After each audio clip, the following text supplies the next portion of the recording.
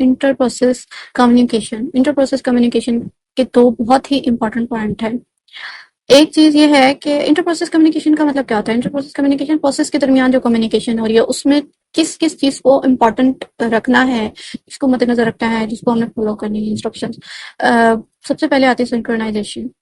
Synchronisation का मतलब ये है कि कोई करेक्ट ऑर्डर है, एक करेक्ट ऑर्डर के अंदर जो है ना वो काम हो रहा है, प्रोसेस जो है वो in order they are synchronize, मतलब और वो एक्शन कर रहे हैं। यानी कि अगर एक प्रोसेस है बड़ा, उसको अगर पोर्शंस में मतलब मल्टीपल प्रोसेस में डिवाइड किया जाए, two process zero, zero process zero, one process zero, मतलब जीरो एक प्रोसेस है, उसके आगे उसके पोर्शन में वन टू थ्री फोर, अगर फोर पार्ट में डिवाइड किया तो वो सारे एक ऑर्डर में होंगे, ठीक है।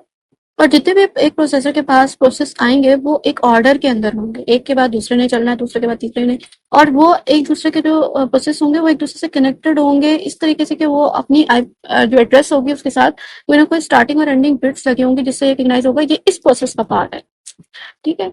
लाइक पेजिंग, पेजिंग का अगर कॉन्सेप्ट पढ़ा हो तो वो समझ आए। पेजिंग में भी तो यही होता है ना, डाटा मूवमेंट जो है, डाटा मूवमेंट दूसरा कंसेप्ट आता है आपको डाटा मूवमेंट का। डाटा मूवमेंट में ये होता है कि डाटा सेंड हो रहा है एक प्रोसेस मेमोरी से दूसरे की तरफ, ठीक है। जो सेंडर है रिसीवर है उसके दरमियान डाटा जो है मूव कर रहा है।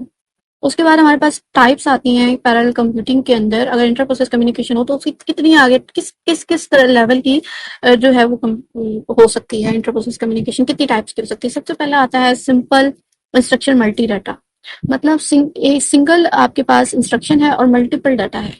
तो इसके कुछ इस तरह से है कि एक इंस्ट्रक्शन है पर पीस ऑफ कोड जो है वो डिफरेंट है, आपके पास पीस ऑफ डाटा जो है वो डिफरेंट है, और एक ही इंस्ट्रक्शन को आप डिफरेंट डाटा के ऊपर अप्लाई कर रहे हैं। जैसे अगर आप एक फिल्टरिंग अप्लाई कर रहे हैं, एक इमेज है उसमें मल्टीपल आपके पास बहुत सारे पिक्सल्स होंगे, पिक्सल्स से बनकर ही के कॉम्बिनेशन से ही तो एक इमेज बनती है ना।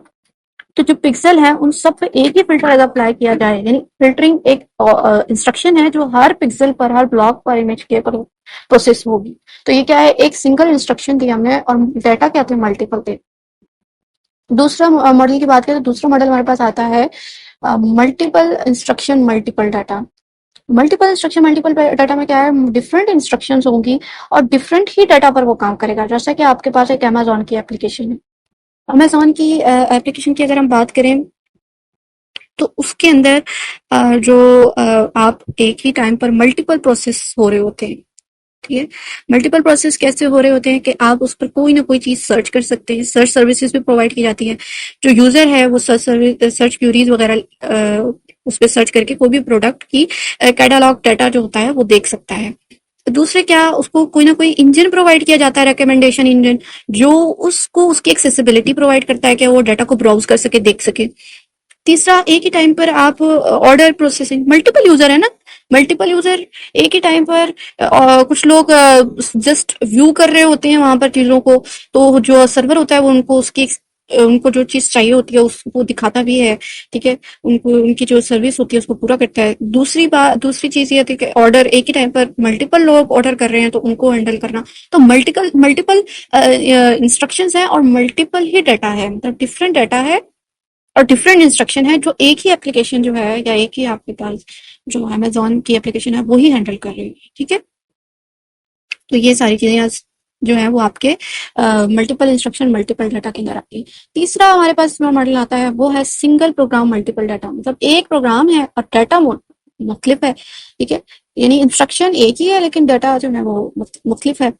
तो मतलब एक इंस्ट्रक्शन में एक प्रोग्राम, ठीक है, यहाँ एक प्रोग्राम की बात हो रही है, इंस्ट्रक्शन वाला ऊपर था। एक प्रोग्राम का मतलब ये है कि एक ही कोड को आपने डिफरेंट इनपुट के साथ कर टेस्ट करने का मकसद ये है कि आपने एक ही कोड लिखा, जैसे आपने कोई भी ऑपरेशन परफॉर्म करवाया, अरिथमेटिक ऑपरेशन परफॉर्म करवा के दिखाई, उसमें मल्टीपल डाटा टाइप दिए, यहाँ मल्टीपल डाटा दिया, मतलब आपने इंटीजर के साथ भी ट्राई कर लिया, फ्लोट के साथ भी ट्राई कर लिया, स्ट्रिंग के साथ आपने देखा। तो क्या क्या आउटपुट क्या है, हम जो टेस्टिंग कर रहे होते हैं किसी भी सॉफ्टवेयर को या सिस्टम को बनाते हैं तो उसकी टेस्टिंग की जाती है। तो जब टेस्टिंग की जाती है तो डिफरेंट इनपुट्स दी जा रहे होते हैं, ठीक है। तो डिफरेंट इनपुट्स देख के हम उसको टेस्ट कर रहे होते हैं। नेक्स्ट आपके पास आता है कि एमपीआई के बारे में अगर हम और चीजें पढ़ें तो एमपीआई क्या होती है कि आपके पास सेट ऑफ रूल्स होते हैं जिसके जरिए आप एक डाटा को दूसरे मशीन पर या कंप्यूटर पर शेयर कर रहे होते हैं। दूसरा आपके पास है कि आप किसी नेटवर्क में, नेटवर्क यानी डिस्ट्रीब्यूटेड नेटवर्क, लाइक अमेजोन एक एप्लीकेशन है जो डिस्ट्रीब्यूटेड है, जो ऑल ओवर द वर्ल्ड कहीं से भी एक्सेस की जा सकती है। सुपर कंप्यूटर्स वगैरह हो सकते हैं जिस पर आप एआई एप्लीकेशन वगैरह बनाते हैं, सीपीयू वगैरह, जीपीयू, सीपीयू को यूज करके या जीपीयू को यूज करके आपने एक मॉडल ट्रेन किया। इसी तरह क्लस्टर जिसमें आपके पास मल्टीपल प्रोसेसर हैं जो एक दूसरे के साथ कनेक्टेड है। ठीक है, क्लाउड कंप्यूटिंग का कॉन्सेप्ट भी हो सकता है इसमें। लैंग्वेजेस कौन कौन सी यूज की जाती है, किन लैंग्वेजेस में मैसेज पासिंग इंटरफेस लिखा जाता है? सी में लिखा जा सकता है, सी प्लस प्लस में, या फोर्टान में। हैज मेनी वर्जन, इसके बहुत सारे वर्जन है। ओपन एमपीआई है, ओपन एमपीआई है, मैसेज पासिंग इंटरफेस है, ठीक है। और एलएएम है, लोकल एरिया मेमोरी समथिंग, इस तरह से है कुछ, ये वो है, ठीक है। इस तरह से आपके पास मल्टीपल यानी कि वर्जन हैं इसके मौजूद। और परफॉर्मेंस और फ्लेक्सिबिलिटी के लिहाज से हम इसको यूज करते हैं, but can be hard to debug, इसको डिबग करना बहुत ही ज्यादा मुश्किल है।